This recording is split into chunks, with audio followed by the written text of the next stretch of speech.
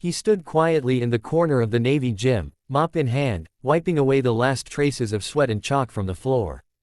To most, he was just the janitor, a quiet single dad who kept to himself, never made eye contact for too long, and always left before anyone could ask too many questions. But tonight, fate was about to expose the truth behind the man everyone overlooked. "Hey, you there!" A booming voice echoed across the training hall. Everyone turned. It was Admiral Carter, known for his hard-edged discipline, iron fists, and sense of humor that often left others uneasy. "You look like you've been watching us all week. Ever boxed before?" he asked, half smiling, half teasing. The janitor froze. His name was Daniel Hayes. He looked up from the floor, his dark eyes calm but alert. "A little," he said softly. The young sailors snickered. "A little. The Admiral's gonna crush him," someone whispered. Admiral Carter chuckled. "Relax, boys. Just a friendly spar. No harm done." As Daniel stepped onto the mat, murmurs filled the room. His uniform, worn Navy overalls, looked completely out of place among the crisp gym gear and military sweatshirts. He tied a pair of old gloves that looked like they'd survived a war of their own. The Admiral, amused, put on his gloves too. "Ready?" Carter asked. Daniel nodded once. The Admiral went easy at first, light jabs, playful movements. But in the next instant, Daniel ducked under a right hook, pivoted sharply, and landed a clean counter jab so fast the sound echoed like a whip crack. The room fell silent. The Admiral stumbled back, blinking in disbelief. Daniel's stance, low, precise, balanced, wasn't just trained. It was battle-tested. "Where the hell did you learn that?" Carter asked, now serious. Daniel said nothing. He simply gestured for him to continue. The spar turned real. The Admiral unleashed a flurry of punches. Daniel dodged effortlessly, moving with the rhythm of someone who'd done this thousands of times before.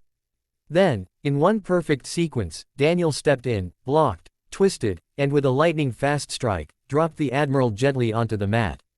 For a long moment, no one breathed. Then Daniel stepped back, removed his gloves, and said quietly, "Thank you for the spar, sir." The room erupted in murmurs. The Admiral got up, stunned but smiling. "That wasn't luck," he said, panting. "Who are you, really?" Daniel hesitated, glancing toward the corner where his daughter, Lily, was sitting on a bench with her backpack, waiting for her dad to finish work. She looked up and smiled shyly. "My name's Daniel Hayes," he said finally. "Former Chief Petty Officer, Naval Special Warfare Group. I used to train the ones who train you." The silence that followed was heavy. Every sailor in the gym felt their spine straighten. The Admiral blinked. "Hayes? You mean, that Hayes?" He nodded. "The one who didn't make it back with his team." The Admiral stepped closer. "But your file said you were Kia in the Red Sea incident." Daniel sighed. "They thought I was. I got pulled out 6 days later, broken, half dead, and told I'd never be fit for service again. My wife couldn't handle it. She left. So I started cleaning floors to keep my little girl in school." You could have heard a pin drop. The Admiral's face softened as realization hit him. The man he'd just mocked was a legend whispered about in every training manual. The sailor who'd saved an entire SEAL team by drawing enemy fire to himself. "Why didn't you ever come back?" the Admiral asked quietly. Daniel looked at his daughter again. "Because she needs a father more than the Navy needs another ghost." The Admiral's throat tightened. He extended his hand slowly. "You've got more honor than half the officers have met. The Navy could use men like you again, even if not in uniform." Daniel hesitated. "I'm done fighting wars, sir." The Admiral smiled gently. "Then help us train others to end them faster." For the first time in years, Daniel's eyes lit up.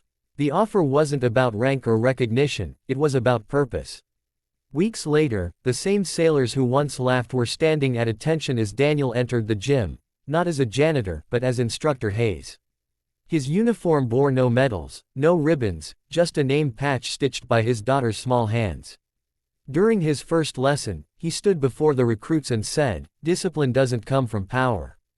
It comes from pain. Respect the ones who clean your floors, they've walked paths you'll never understand." The Admiral watched from the doorway, a proud smile forming. Daniel wasn't just training fighters anymore. He was rebuilding souls. Months passed. Daniel's daughter would sit in the same spot, doing homework, as her father drilled new sailors into strength and honor. And sometimes, between classes, she'd run up and hug him in front of everyone, whispering, "I'm proud of you, Daddy." That moment always silenced the entire gym. Daniel had once been a soldier without a home. Now, he was a father with a mission. So if you're watching this right now, remember, behind every quiet person you pass, there might be a story that could humble even the strongest among us.